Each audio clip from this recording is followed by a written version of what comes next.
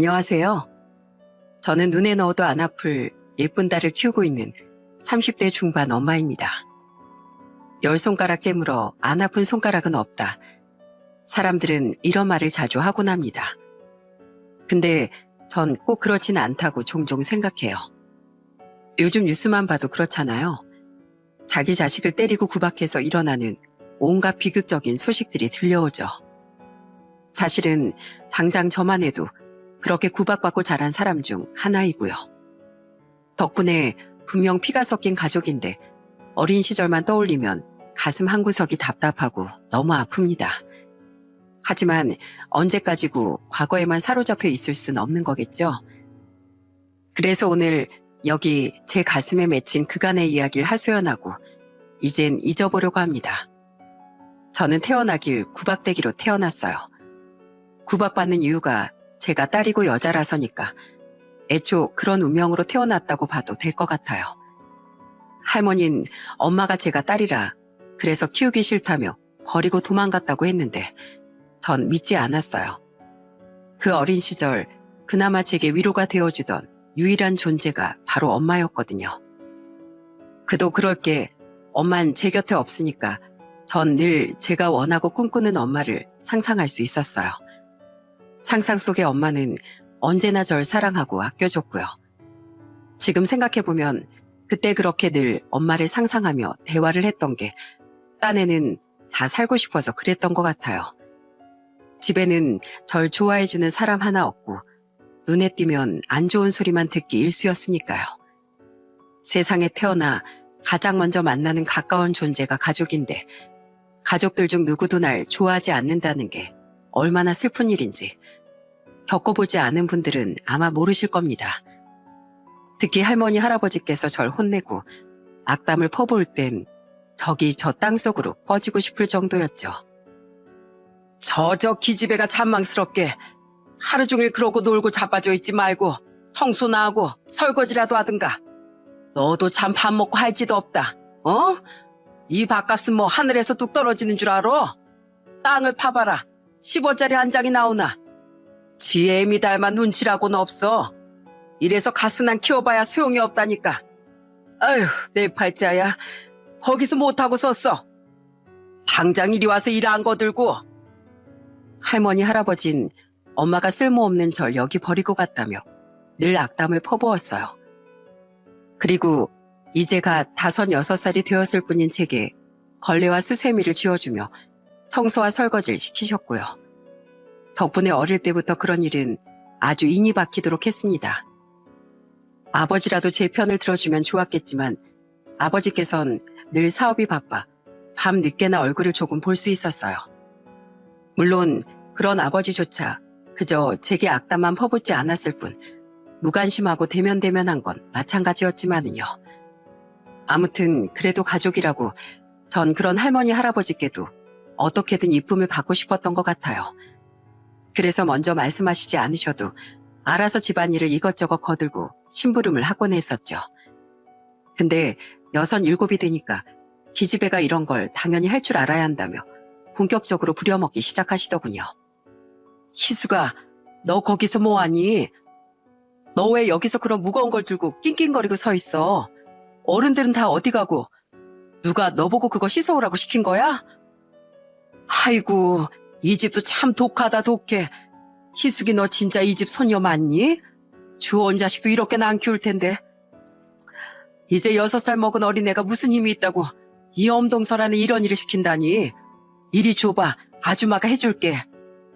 오죽하면 지나가던 아주머니께서 그러시더군요. 너 진짜 이 집 손녀 맞느냐고. 주워온 자식도 그렇게는 안 키울 거라고. 그 말을 듣는데 어찌나 서럽던지 눈물이 핑 돌아서 하루 종일 울었던 적도 있었어요. 사촌들 온다고 하면 온갖 과자에 사탕, 빵 등을 잔뜩 사두시고 그렇게 반기는 분들인데 저한테만 늘 야박하셨죠. 사촌들 먹으라고 사둔 과자도 늘 저만 손도 못 대게 하셨어요. 한 번은 그게 너무 먹고 싶어서 못 참고 몰래 하나 꺼내 먹었다가 뺨에 불이 나도록 맞은 적도 있었어요. 똑같이 식사를 해도 제 밥그릇에만 먹다 남은 찬밥이 담겨져 있는 건 일상이었고요.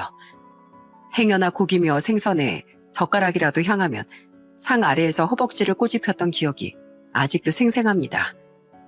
계집애가 식탐만 많다고 먹는 거 밝힌다며 혼나는 건 덤이고요. 이거 먹어 이거. 어디 기집애가 버릇없이 밥상머리에서 팔을 쭉 뻗어선 하여튼 쌀만 축내는 게 맛있고 좋은 건 알아가지고 밝히지. 이런 것도 아주 지혜밀 쏙 빼닮았어. 네 입만 입이야? 누가 보면 아주 굶기는 줄 알겠네. 욕심만 많아선 지 생각밖에 안 해. 아주 못돼 처먹었어요. 아버진 제가 그런 구박을 받는 걸 아는지 모르는지 늘 못 본 척 하셨어요. 뺨을 맞았던 날도 볼이 시뻘겋게 퉁퉁 부어있는데 아무런 말도 하지 않으셨죠. 그냥 못 보셔서 그러셨을 거다. 바쁘시니까 미처 못 보신 거다 하며 다가갔는데 따뜻한 말 한마디 건네신 적도 없었어요. 근데 그거 아세요? 우습게도 전 그 집에서 그런 아버지를 제일 좋아했어요.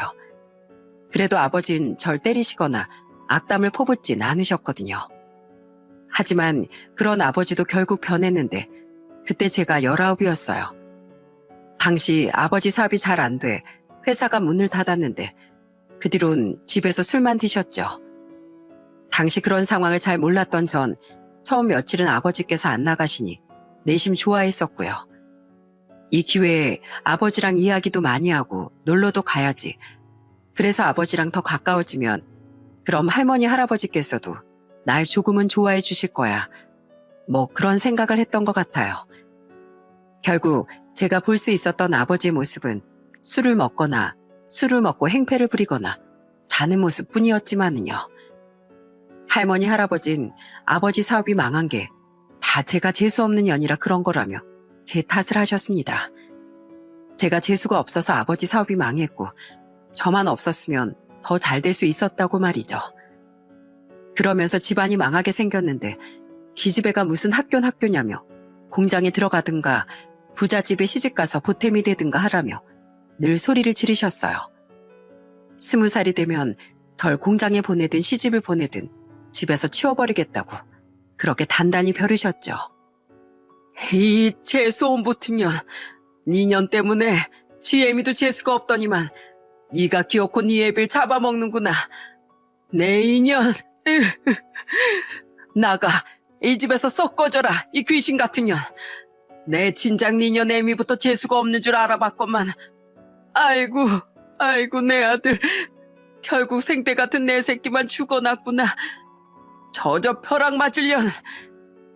하지만 결국 그것도 사업의 실패를 견디지 못한 아버지께서 극단적인 선택을 하면서 전부 흐지부지 되었습니다. 이상하게도 눈물조차 나지 않아 울지 못하는 절 보며 할머니 할아버지께선 분노하셨고요. 전연이 화근이라며 애비 잡아먹은 년이라고 얼마나 맞았는지 모릅니다. 머리채를 휘어잡히고 밟히고 그러다 또 절 붙들고 우시고 끝내는 제 짐을 모조리 집 밖으로 던지며 절 쫓아내셨죠. 그때가 이제 졸업을 앞둔 19 겨울이었어요. 저는 그렇게 어느 날 갑자기 가방 하나만 달랑 들고 내쫓겼습니다. 쫓겨나고 처음엔 막막했어요. 어디로 가야 할지, 앞으로는 어떻게 해야 할지 도무지 알 수가 없었죠. 근데 생각해보니 그렇더라고요. 그 지옥 같은 집에서도 잘 버텼는데 내가 못 견디고 못할 일이 무언가 싶었죠.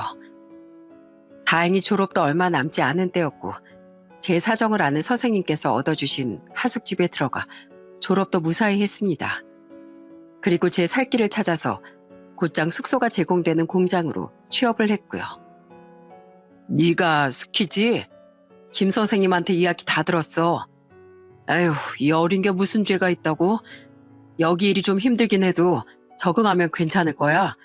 월급도 따박따박 줄 거고 그거 아껴서 열심히 저축하고 모으면 너 먹고 살기 나쁘지 않을 거고 처음에 일 잘 배울 수 있는 쪽에 배치해 줄 테니까 한번 잘해봐.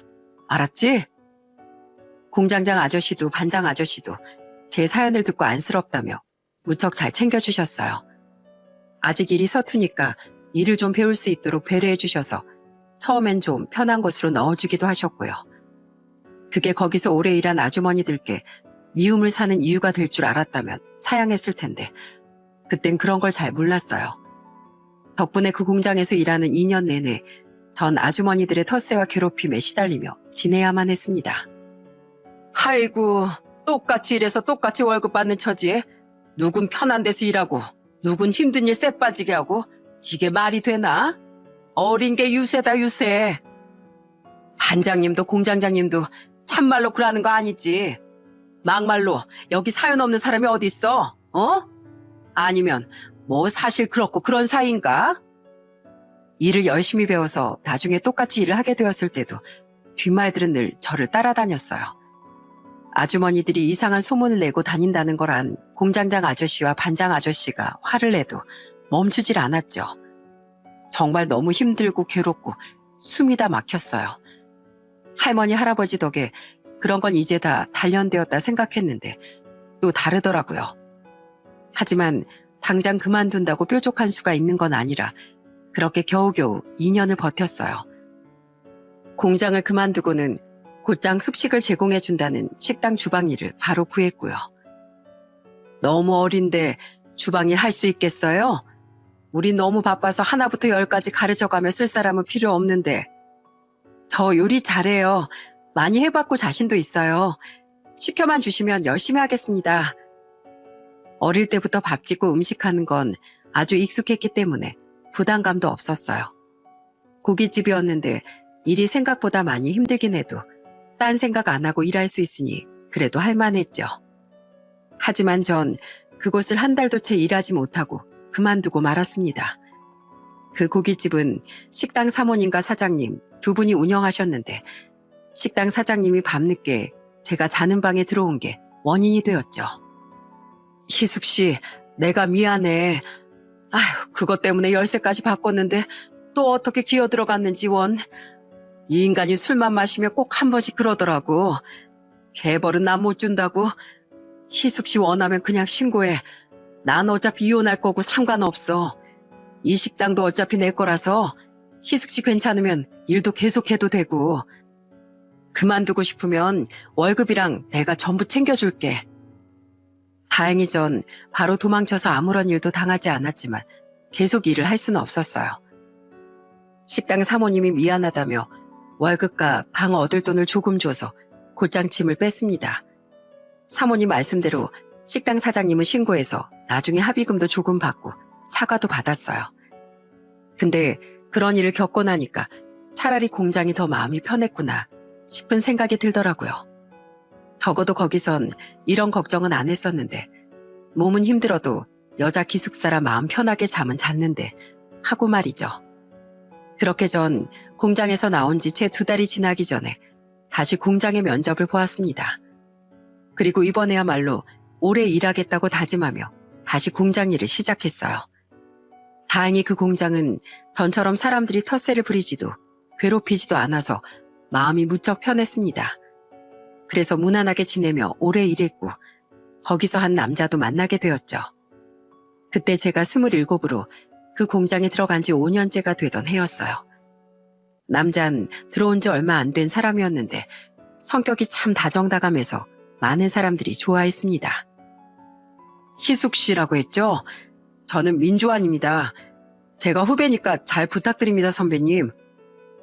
저는 그 남자와 공장 사람들이랑 술 마시다가 우연히 친해졌는데 이야기가 참 잘 통했어요. 나중엔 서로 마음을 털어놓는 친구가 됐는데 제 가정사를 듣고 자기 일처럼 우는 주한 씨를 보며 마음이 생겼죠. 주한 씨는 힘든 일이 있으면 자신이 도와주겠다며 제 일이라면 마치 진짜 오빠처럼 저를 챙겨줬어요. 희수가, 너 오늘 식사도 걸렀다며. 빈속으로 일하면 못 써. 여기 우유라도 하나 마시고 일해. 너 계단에서 넘어졌다며? 많이 다쳤어? 아이고, 발목이 퉁퉁 부었네. 여기 파스랑 약 사왔으니까 붙여. 그러게 조심 좀 하지. 솔직히 저 살면서 그런 호의는 처음 받아봤어요. 이런 게 진짜 가족인 걸까? 다른 사람들은 다들 이렇게 사는 걸까 하면서 점점 더 의지하고 마음을 주게 됐죠. 그러다 주한 씨도 저와 같은 마음인 걸 알게 되고 그렇게 교제를 시작했어요. 인물이 훤칠하고 잘생긴 사람은 아니었지만 정말 순박하고 너무 착한 사람이었죠. 성품 그거 하나만으로 그 사람 자체가 빛나는 그런 사람이었습니다. 그렇게 저희는 서로 알게 되고 1년 만에 교제를 시작했고 교제 2년 만에 결혼에 골인했습니다. 저희 둘 다 부모님은 계시지 않아 혼주석이 텅 비어 있었지만 공장 사람들 모두가 축하해 주었죠. 결혼 후 저희는 그냥 주한 씨가 살던 방에 제 살림만 합쳐 신혼생활을 시작했고 정말 잘 살았습니다. 동네에서도 공장에서도 모두가 부러워하는 인꼬 부부로 아주 유명했죠. 아유, 우리 희숙이랑 주한이랑 얼굴이 활짝 피었어. 이제 예쁜 아기 낳고 잘 살기만 하면 되겠다. 안 그래? 걱정이 있다면 애가 잘 들어서지 않는 것 정도로 저는 남편도 크게 신경 쓰진 않았어요. 둘 다 나이가 있어 초조하지 않았다면 거짓말이겠지만 그래도 괜찮다며 서로 다독이고 북돋아주며 그렇게 지냈죠. 저희 둘 다 언젠간 아이도 생기고 그렇게 평생 백년해로 하며 살 거라고 그렇게 생각했던 것 같아요. 남편이 간경화 말기 진단을 받기 전까진 정말 한 채 의심도 없이 그렇게 믿고 살았습니다. 당신 다리가 왜 이렇게 붓지? 살찐 것도 아닌데 배만 볼록 나오고 건강검진 한번 받아보는 게 좋지 않겠어? 건강검진은 무슨, 이렇게 건강한데. 아직 내 나이는 괜찮아. 나 원래 잘 붓기도 하고 살도 맨날 이렇게 배만 찌거든. 처음 이상하다 생각했던 건 남편의 다리가 붓고 배가 나오는 걸 보게 되면서였어요. 사람이 짠 음식을 먹고 얼굴이 붓거나 손이 좀 부을 수 있는 건 아는데 남편은 그 정도가 좀 지나쳤죠. 저는 몇 번이고 남편에게 병원에 가보자고 권했지만 남편은 본래 그렇다며 병원에 가지 않으려고 했습니다. 그러다 제가 우연찮게 TV에서 간경화에 대한 내용을 보게 됐고 그게 남편의 증상과 너무 겹친다는 걸 확인해 억지로 건강검진을 받게 했고요.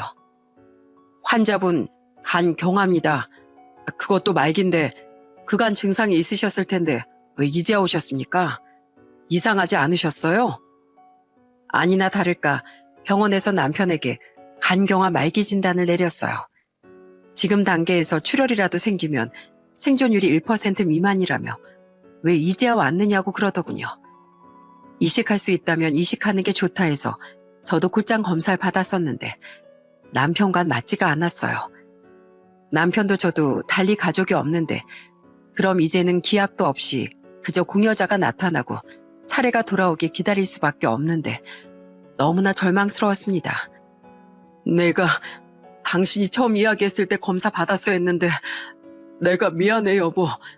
나 때문에 당신까지 힘들게 해서. 남편은 제게 미안해하며 후회했고 저는 그런 남편을 다독이며 열심히 간호했습니다. 언제든 최상의 상태로 수술을 받을 수 있도록 식단을 조절하고 제 하루를 남편에게 최우선으로 맞춰 보낼 만큼 아주 정성을 다했죠. 그러던 중 저희 부부에게 임신이라는 기적이 겨우 찾아왔는데 남편이 문득 그러더군요. 차라리 그냥 아이를 지우는 게 어떻겠느냐고. 어쩌면 그게 최선일지도 모른다고요. 미안해 여보. 근데 아무리 생각해봐도 답이 나오질 않아. 당신도 생각해봐. 내가 만약 당장 내일이라도 잘못되면 당신 혼자 아이를 어떻게 키우겠어? 여보, 지금도 나 때문에 힘든데 나 가고 나서도 당신 힘들까봐 난 그게 더 걱정이 돼. 그러니까 차라리 그냥 우리 아이 포기하자. 내가 죽을지 살지도 모르는 마당에 당신 발목 잡고 싶지 않아. 당신이 어떻게 살았는지 아는데 그렇게까지 희생하라고 나 못하겠어. 그게 무슨 소리야. 왜 그런 말도 안 되는 그런 약한 소리를 해. 당신 살 수 있어. 내가 꼭 살릴 거야. 말기라도 식이 조절 잘하고 잘 관리해서 살아가는 사람도 있다고 했어. 왜 그러는 거야? 나 당신 없으면 안 되는 거 당신도 알잖아. 그러니까 그런 약한 소리 하지 마. 그런 말 할 기운으로 나을 생각해서 우리 아기랑 나랑 행복하게 살 생각을 하란 말이야. 벌써부터 포기하지 마. 남편은 제가 눈물로 호소하자 결국 알겠다며 애써 웃어 보였어요. 그 모습이 어찌나 쓸쓸하고 힘이 없던지 가슴 한켠이 서늘했지만 저는 애써 모른 척 했습니다. 하루하루 가슴을 졸이며 남편의 상태를 살피는 날이 계속되었죠. 몸에 좋다는 건 발품도 마다하지 않고 달려가 구해와서 먹였고 온갖 민간요법에도 의지했습니다. 남편 역시 힘들어하면서도 어떻게든 다시 건강해지려 발버둥을 쳤고요. 하지만 달이 차며 제 배가 불러올수록 남편은 점점 상태가 악화되어 갔어요. 얼굴이 노랗게 뜨고 배는 복수가 차서 볼록해져 보기가 다 안쓰러울 정도였죠. 힘들어하는 남편을 보며 저는 슬픔을 꾹꾹 삼켜야만 했습니다. 내가 정신 바짝 차리고 곁을 지켜야 한다. 오직 그 생각만으로 그렇게 버텼어요. 하지만 그 노력도 소용없이 제 출산 예정일을 고작 2주일 남긴 아주 추운 겨울, 남편은 결국 눈을 감고야 말았습니다. 아직 온기가 남은 남편의 손을 잡고 얼마나 울었는지 모릅니다. 아직 이렇게 따뜻한데 금방이라도 눈을 뜨고 입을 열어 말을 걸 것만 같은데 이 사람을 이제 더 이상 볼 수 없다는 걸 저는 도무지 믿을 수가 없었어요. 안 돼, 여보. 조금만 더 기다리지. 곧 우리 아이도 태어나는데 당신 포기하지 않겠다고 했잖아. 당신 약속 지키는 사람이잖아. 안 돼, 가지마. 놔두고 이렇게 가지마. 나 어떻게 살라고 이래. 난 앞으로 어떻게 살라고. 슬픔으로 넋을 놓은 저를 위해 공장 동료들이 달려와 도와줬고 그렇게 겨우 남편의 장례를 치를 수 있었습니다. 동료들에게 정말이지 얼마나 고마웠는지 모릅니다. 모르는 사람들에게 운구를 맡길 수가 없어 발을 동동 굴렀는데 모두가 제 일처럼 나서서 도와주고 정말 의지가 됐습니다.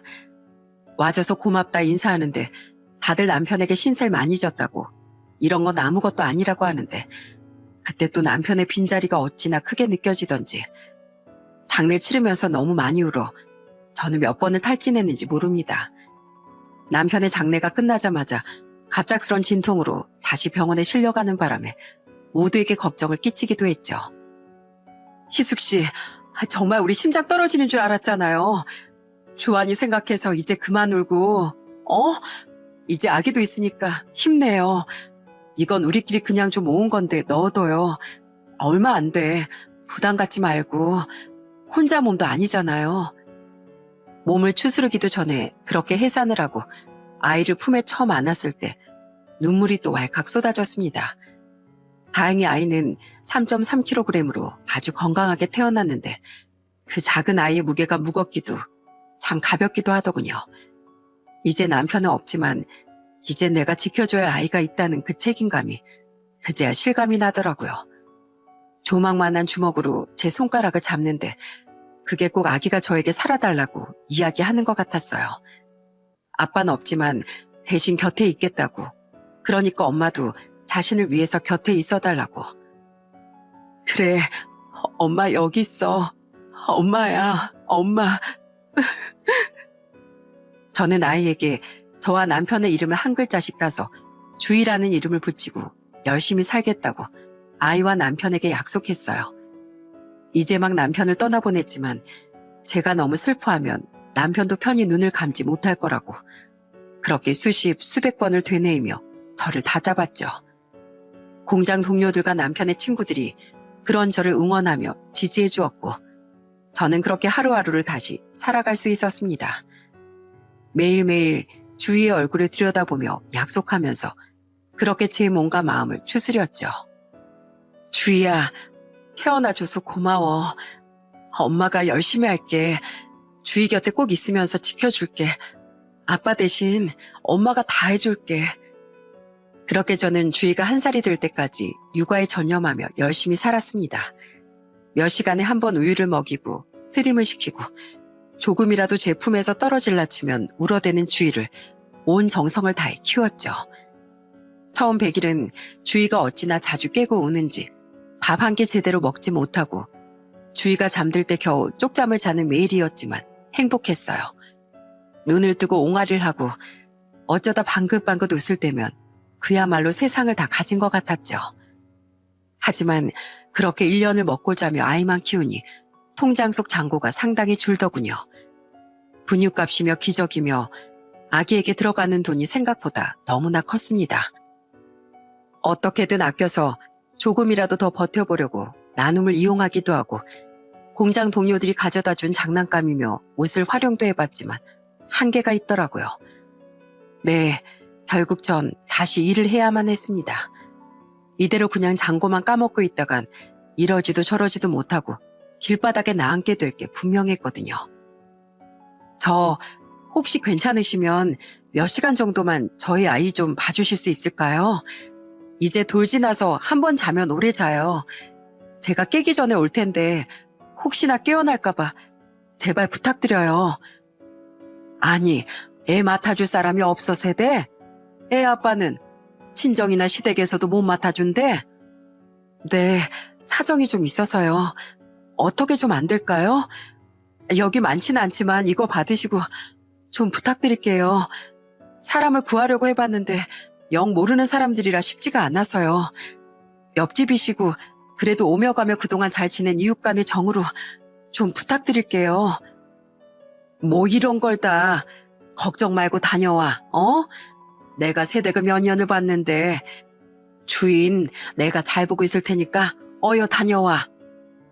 저는 이웃집에 얼마간의 돈을 들여 급하게 아이를 봐줄 곳을 구하고 그렇게 여기저기 면접을 보러 다녔습니다. 하지만 좀처럼 시간이 맞지 않아 쉽게 일자리를 구할 수가 없더군요. 주의를 키우려면 풀타임은 못하는데 파트타임보단 하루 9시간, 10시간 일해주길 원하거나 제가 일을 할 수 없는 시간에 나와주길 원했죠. 희수가 너 일 구한다며? 나한테 진작 말하지 그랬어. 내가 전에 일했던 공장인데 거기 공장 사장님 사모님 두 분 다 좋은 분이셔. 내가 사정 말씀드렸더니 파트타임도 괜찮다고 면접 한번 보러 오라셔. 한번 가볼래? 결국 그렇게 일을 못 구하다 공장 친구 중 하나가 아는 공장에 부탁해 파트타임 자리를 마련해 주었습니다. 그래도 면접은 봐야 해서 면접을 보러 가기로 했는데 주위를 돌봐주시던 분이 하필 그날 그러시더군요. 그날은 약속이 있어 못 봐준다고 말이죠. 미안해서 어쩌지? 나도 오늘은 꼭 나가봐야 해서 미안해. 어? 사정은 아는데 오늘은 나도 진짜로 안 돼. 다른 친구에게 부탁하려 해도 면접 시간이 촉박하고 하는 수 없이 주의를 얻고 그렇게 면접을 보러 갔습니다. 겨우 시간에 늦지 않게 도착하고 얼마 뒤 그 공장 대표라는 부부가 사무실로 들어왔고요. 제가 애를 얻고 있는 걸 보고 놀랐는지 여자 대표님이 절 보고 멈칫하시더니 이력서를 확인하고 또 제 얼굴을 몇 번이나 확인하시더군요. 얼굴이 화끈거려 죽는 줄 알았지만 그래도 침착하게 면접을 봤습니다. 그리고 끝나고 나가려는데 갑자기 절 불러 세우시더니 전혀 뜻밖의 이야기를 꺼내셨죠. 저기 미안해요. 내가 이상해 보일 수 있는 건 아는데 내가 꼭 확인할 게 있어서 혹시 어머님 성함이 뭐예요? 말해줄 수 있어요? 네? 정자, 선자 쓰세요. 솔직히 부모님 성함은 왜 묻나 싶어 어리둥절했죠. 하지만 전 이 일자리가 너무 간절했고 그래서 이유를 물을 생각도 하지 않고 그냥 바로 대답했죠. 근데 제가 어머니 성함을 말하자 여자 대표님이 갑자기 눈에 눈물이 그렁그렁 하시더니 엉엉 울면서 절 끌어안으시더군요. 그리곤 제게 그야말로 충격적인 말씀을 하셨습니다. 희숙이, 네가 희숙이구나. 네가 희숙이었어. 희숙아, 엄마야, 엄마. 내가 네 엄마야. 내가 그간 널 얼마나 찾았는데 이게 대체 무슨 일이야? 이게 대체... 네? 대표님이 제 어머니시라고요? 그게 무슨 말씀이세요? 대표님, 아니 어머니 입에서 나온 이야긴 그야말로 놀라웠어요. 왜 할머니 할아버지께서 그렇게 절 미워했는지, 왜 어머니께서 그렇게 떠나셨는지 전 그제야 모든 걸 알 수 있었죠. 사실 어머니 아버지께선 연애 결혼을 하셨는데 두 분의 결혼을 할머니 할아버지께선 처음부터 반대하셨다고 합니다. 할머니 할아버지께서 천석군 만석군으로 불리는 지역 유지셨고 어머니께선 가난한 집 자식이라는 것 때문이었죠. 하지만 아직 젊으셨던 두 분은 집안의 반대를 무시하고 결혼했고 그렇게 할머니 할아버지 댁에 들어가 시집살이를 시작하셨대요. 아버지께서 아들만 낳아주면 부모님도 괜찮으실 거라 말해서 어머니께서는 아들을 갖기 위해 그야말로 부단히 노력하셨고요. 워낙에 손이 귀한 집이었어. 다복하지 못해서 더더욱 아들의 목을 매는 그런 집이었지. 그래서 아들 하나만 낳아주면 다 해결될 거라는 그 말을 난 철석같이 믿었어. 그땐 아직 네 아빠를 믿고 있었고 너무 사랑하고 있었거든. 내가 바보였어. 그 말만 믿어서는 안 됐는데 덕분에 시집살이를 얼마나 했는지 몰라. 하루 종일 밭을 메고 모를 심고 일이 없으면 일을 만들어서 시켰어. 어느 날은 온 집안의 그릇을 죄다 꺼내서 씻고 닦으라 하고 어느 날은 그간 챙기지도 않던 제사를 지내야 한다며 하루 종일 혼자 음식을 만들게 하고. 하지만 할머니께선 어머니를 그야말로 끔찍하게 싫어하셨고 고된 시집살이를 시키셨다고 합니다. 논일, 밭일, 집안일, 온갖 잡일을 다 시켰고 어머니께서 임신을 해도 전혀 개의치 않으셨죠. 덕분에 어머니께선 그 고된 시집살이에 아이를 3번이나 유산하셨는데 그때마다 잘못은 모두 어머니 탓이 되어 있었다고 합니다. 엄마가 조심성이 없어서 하지 말라고 했는데 고집을 부려서 그렇게 매번 아버지와 어머니를 이간질을 하셨다고요. 이번이 대체 몇 번째인지 알아? 몇 번째인지 아느냐고? 아니, 내가 뭐 어려움 부탁했어? 아들 하나 낳아달라는 게 그게 그렇게 어렵냐고. 당신 때문에 어머니 아버지랑 언성 높이는 거 나도 지겨워. 제발 임신 중에 좀 조심하면 안 되냐고. 나도 조심하고 싶어. 하지만 어떡해. 어머님 아버님께서 자꾸만 일을 시키시는데 내가 아무리 힘들다고 임신 중이라고 말씀드려도 그럼 내가 일을 하러 갈 때까지 다른 일하는 이모님들 고생시키며 난리가 나는데 나보고 대체 어떻게 하라는 거냐고. 당신 변했어. 이제 내 말 믿지도 않지? 당신이 저문만 나서면 어머님이 얼마나 다른 사람이 되는지 당신은 하나도 몰라. 지겹다 지겨워. 내가 왜 너랑 결혼했는지 모르겠다 정말. 내가 이놈의 집구석 안 들어오고 말지. 이제 정말 질린다 질려. 결국 처음엔 어머니를 믿던 아버지께서도 그게 자꾸 반복되니 언성을 높이게 됐고 그렇게 두 사람이 싸우는 날이 많아졌다고 해요. 그렇게 싸우는 날이 늘어나니 나중엔 지겹다며 집에 돌아오지 않는 날이 하루하루 늘어갔고요. 아마 그때쯤 바람이 난 것 같다고 어머니께서 말씀하셨어요. 가끔 집에 돌아올 때면 여자 분냄새며 화장품이 셔츠에 묻어있는데 모를 수가 없었다고요. 기집이 돼서 지 서방 마음 하나 못 잡고. 너 이번에도 아들 못 나오면 그냥 이 집에서 나가라. 너 같은 며느리 필요 없다. 애초에 너 때문에 내 아들이 어떤 혼철 걷어찬 줄이나 알아? 아주 호강에 겨웠지. 호강에 겨웠어. 여자가 돼가지고선 애도 하나 못 낳아선. 아이고 속 터져 정말.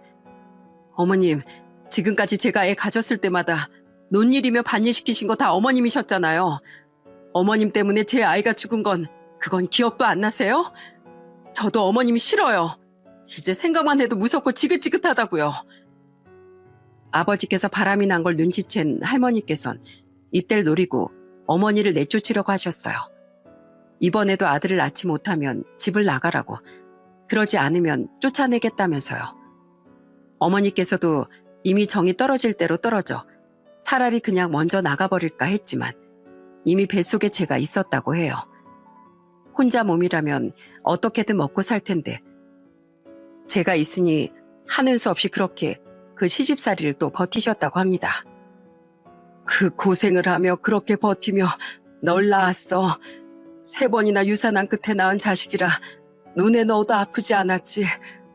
하지만 네가 딸이란 걸 확인하고 그 사람들은 날 집에서 쫓아내더구나.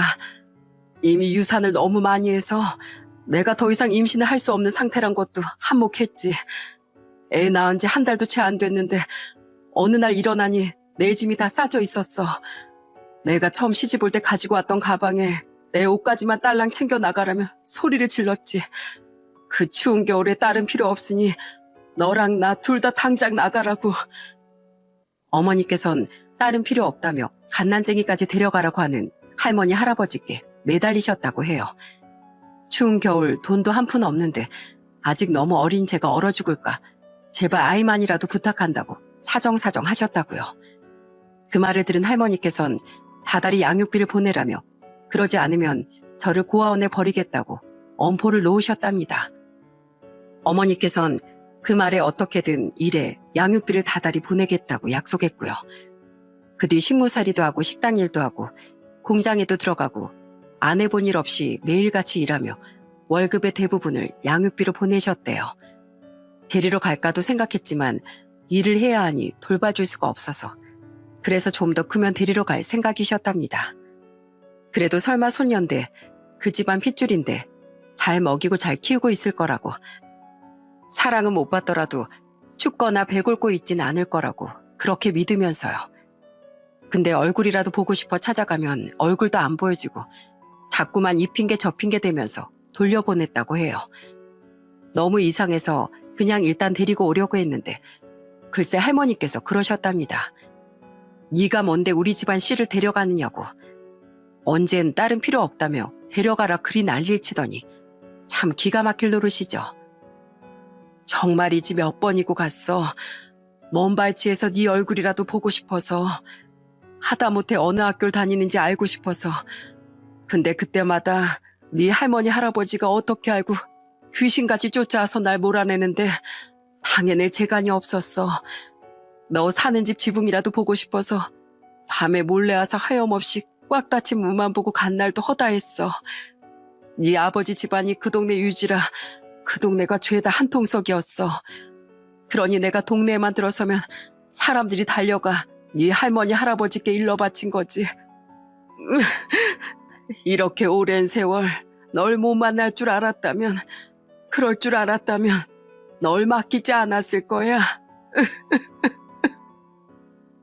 그 뒤로도 몇 번이나 찾으러 갔는데 매번 문을 열어주긴커녕 쫓아내고 경찰을 불렀대요. 그러더니 제가 19이 되던 애 가출을 했다며 죽었는지 살았는지 알 게 뭐냐며 그 한마디만 들었다고요. 너무 화나고 기가 막혔지만 그래도 절 찾으려고 악착같이 여기저기 수소문을 하셨답니다. 그리고 그러다 지금의 공장 사장님과 연을 맺게 돼서 그렇게 결혼하게 되셨고요. 너 찾는 걸 많이 도와주셨어.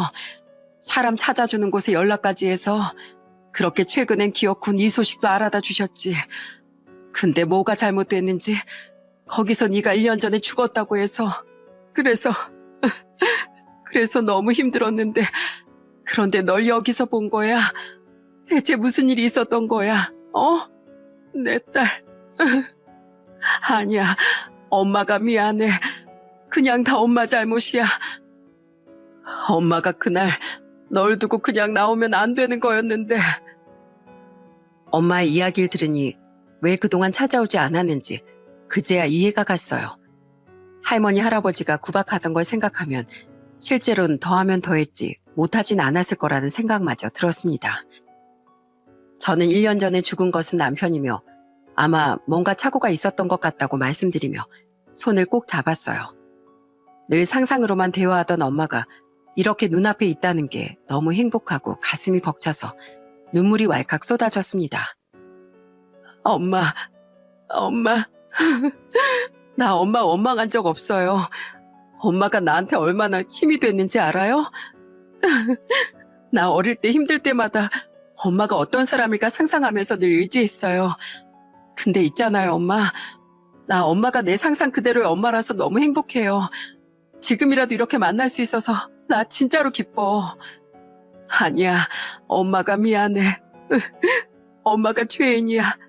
죽으나 사나 내가 널 데리고 있었어야 했는데 엄마가 못나서 널 그 모진 세월을 견디게 했어. 엄마가 미안해. 엄마 용서 안 해도 돼. 그냥 엄마가 앞으로 그가 못했던 거 죄값 다 치르면서 너 위해서 살게. 희수가, 엄마가 미안해. 사랑해. 그날 하루 종일 그렇게 부둥켜 안고 얼마나 울었는지 모릅니다. 어찌나 울었는지 눈가가 짓무르고 토끼처럼 눈이 새빨개져선 어른이 되고는 정말 처음으로 그렇게 울어봤죠. 나중에 겨우 진정되고 어색하게 새아버지께 인사드리고 우리 주희도 엄마 품에 안겨드렸습니다. 주희가 낯을 참 많이 가리는데 신기하게 엄마 품은 좋아하고 편안해 하더라고요. 엄마 역시 그런 주희가 제 어릴 때를 쏙 빼닮았다며 너무 좋아하셨고요.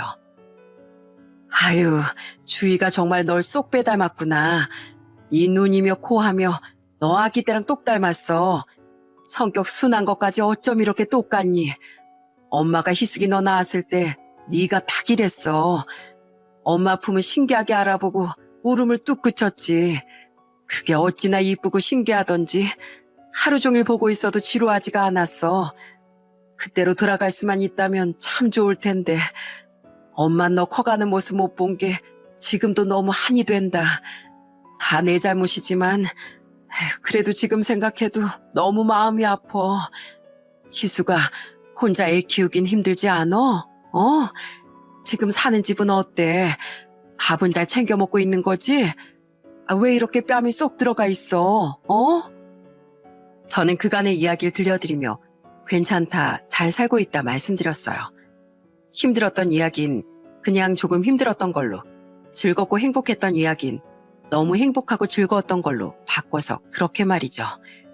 사실 할머니, 할아버지가 한 일을 그대로 일러바치고 하소연하고 싶었지만 제가 자식을 낳아보니 엄마 마음을 알 것 같더라고요. 그 이야기를 들으면 엄마가 얼마나 슬퍼하고 자책할지. 엄마가 아주 많이 보고 싶었지만 나 엄마 말대로 그래도 배고프거나 춥거나 그러지 않았어요. 그냥 좋은 사람도 많이 만났고 그래서 많이 행복하고 많이 웃으면서 살았어요. 남편도 얼마나 좋은 사람이었는지 몰라요. 엄마에게 소개해 줄 수 있었으면 더 좋았을 텐데 그게 조금 슬프고 아쉬워요. 엄마, 내가 엄마한테 미안해. 내가 엄마를 먼저 찾아봤어야 했는데 그럼 엄마도 좀 덜 힘들었을 텐데. 네가 왜 엄마한테 미안해? 아니야. 엄마가 희숙이한테 미안해. 엄마 말 안 해도 다 알아. 얼마나 힘들었을지. 아니야. 나 정말 괜찮았다니까요. 진짜야. 엄마, 그러니까 미안해하지 마요. 그도 그럴 게 만약 제가 겪은 일을 주희가 겪는다고 생각하면 저라도 그럴 것 같았어요. 지금이라도 당장 몽둥이를 들고 쫓아가 온 집안을 뒤집어 놓고 악다구니에 쓰고 싶을 것 같았죠. 더는 그 긴 세월 저를 찾아 헤맨 엄마에게 걱정을 끼치고 싶지 않았어요. 그리고 이제 새로운 사랑과 새 출발한 어머니께 짐이 되고 싶지도 않았고요. 그런데 그때까지 엄마와 저의 이야기를 가만히 듣고 계시던 새아버지께서 옆으로 오시더니 제 손을 꼭 잡으시며 그러더군요. 가족끼리 헤어져서 살아서야 되겠느냐고. 그 긴 시간 돌아왔으니 후회할 일 남기지 말고 살아야 하지 않겠느냐고요. 가족 간에 헤어져서 살아서야 되겠어요? 그렇게 긴 시간 떨어져서 서로 그렇게 찾고 그리워했는데 집에 아기 울음소리도 나고 그래야 사는 맛이 나지. 난 두 사람만 괜찮다면 우리 집으로 들어와 같이 살아줬으면 좋겠어요. 이제 우리도 가족이니까 너무 어려워하지 말고 뭐 괜찮다면 아빠라고 불러주면 더 좋고. 그래, 희수가 아저씨 좋은 사람이야. 엄마 마음 이해해주고 지금까지 몇 년이나 너 찾는 걸 도와주셨어. 아저씨도 다 이해해주시지 않니? 엄마랑 지금이라도 같이 살면 안 될까? 엄만 하루 한 시간이라도 더 우리 희숙이랑 주희 보면서 살고 싶어. 두 분은 마치 짝이라도 한 것처럼 그날 내내 제게 두 분의 집으로 들어오라고 조르셨어요. 이제라도 함께하고 싶다고, 가족이니까 기쁨도 슬픔도 나누며 그렇게 살고 싶다고 하시면서요. 두 분의 고집을 저는 도저히 이길 수가 없었어요. 솔직히 저 역시 지금까지 떨어져 지낼 만큼 엄마와 함께 지내고 싶다는 마음이 너무나 간절했으니까요. 결국 저는 그렇게 그날로 당장 살던 집을 빼고 두 분의 집으로 들어가게 되었습니다. 제가 살던 원룸으로 가 같이 짐을 정리하고 차에 타서 엄마와 새아버지 얼굴을 보는데 그렇게 행복해 보일 수가 없더라고요. 저를 보물처럼 아껴주시는 두 분의 모습이 서로 닮아 보여 저까지 행복하고 감사하고, 또 왜 엄마가 새아버지와 그렇게 인연을 맺게 되었는지 단번에 이해할 수 있었죠. 그렇게 두 분의 집으로 들어간 전 공장 일을 배우며 두 분을 돕기도 하고 때로는 가족이 모두 함께 여행을 가기도 하며 행복한 시간을 보내고 있습니다. 그간 못해준 것들, 그것보다 더 잘해주고 싶다며 두 분이 제게 얼마나 잘해주셨는지 몰라요. 옷이며 이부자리 물론 주위 장난감에 꽃가옷에 매일같이 사들고 들어오시는데 아주 정신이 없을 지경이랍니다. 특히 최근엔 두 분이 주위 옹알이며 재롱에 정신을 못 차리고 좋아하시는데 보기만 해도 정말 행복하네요.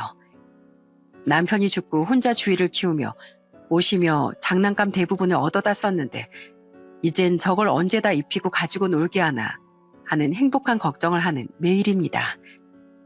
아니, 엄마, 어제도 옷을 그렇게 사왔는데 또 뭘 그렇게 사오셨어요. 이제 그만 사오셔도 돼요. 이맘때 애들이 얼마나 빨리 크는데 이러다 매일 갈아입혀도 다 못 갈아입히겠어요. 새 옷인데 안 맞으면 어떡하려고 이래요. 아유, 옷이 안 맞으면 새로 또 맞는 걸로 사오면 되지. 그쵸, 우리 공주님? 그나저나 희수가 이것 좀 봐. 너무 귀엽지 않니? 아유, 누구 딸인데 이렇게 예쁠꼬, 응? 예쁘긴 한데 그래도 이제 그만 사와요. 이러다 멀쩡한 옷 다 버리겠어요. 사람들이 욕해. 하지만 너 어릴 때랑 쏙 빼닮은 걸. 너한테 못해준 거 주희한테라도 다 해주고 싶어서 그래. 엄마가 이렇게까지 말하니 더는 뭐라고 말할 수가 없어 그냥 흐뭇하게 지켜보고 있는 요즘이랍니다. 엄마 아빠랑 손잡고 놀이공원을 가본 기억도 같이 소풍을 가본 기억도 없던 제가 이젠 두 분과 함께 주말마다 방방곡곡 풍광 좋은 곳 찾아다니는 하루하루를 보내고 있습니다. 한 아이의 엄마가 된 지금 뒤늦게라도 가족이라는 울타리를 느껴볼 수 있어 참 행복하네요. 어린 시절 들어야 했던 그 모진 말들과 상처들 이제 여기 이렇게 털어놨고 더 행복하게 즐겁게 살아보려고 합니다. 이제야 좀 과거로부터 자유로워진 지금 가족이라는 게 꼭 피가 섞여야 가족은 아니라는 생각이 자주 드네요. 가족은 그냥 생기는 게 아니라 만들어가는 거라는 말도 있다죠. 부부 역시 생파 모르는 사람 둘이 만나 가족이 되는 거니까 어쩌면 진짜 가족은 서로 사랑하고 생각하는 마음이 있어야 진짜 가족이라고 부를 수 있는 건 아닌가 싶기도 합니다. 마치 저와 주한 씨 그리고 엄마와 새아버지처럼요. 제 이 기나긴 하소연을 들어주신 여러분께서도 진정한 가족의 울타리 안에서 행복하고 내내 건강하시길 바랍니다. 보잘것없고 긴 이야기 들어주셔서 정말 감사합니다.